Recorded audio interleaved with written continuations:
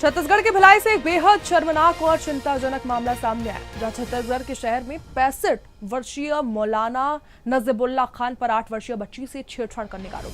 देखिए, जिहादी ने बताया जा रहा है कि आरोपी बच्ची को पढ़ाने आता था, जिहादी पढ़ाने आता था और उसने उसे एक चॉकलेट का लालच दिया, अपने पास बुलाया, जिसके बाद कथित रूप से उसके साथ गलत हरकत की गई।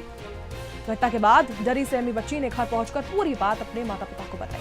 बच्ची की आपबीती सुनकर परिजन तुरंत आरोपी के पास पहुंचे, उसे पकड़ लिया गया। इसके बाद पुलिस को सूचना दी गई है। मौके पर पहुंची पुलिस ने आरोपी को हिरासत में लेकर पूछताछ की और फिर बाद में उसे गिरफ्तार कर लिया गया। बता दें, बच्ची का मेडिकल प्रशिक्षण भी कराया गया है। साथ ही मामले में पॉक्सो एक्ट के तहत कार्रवाई की जा रही है। इस घटना से इलाके में आक्रोश का माहौल है। लोग आरोपी के खिलाफ कड़ी कार्रवाई की मांग कर रहे हैं।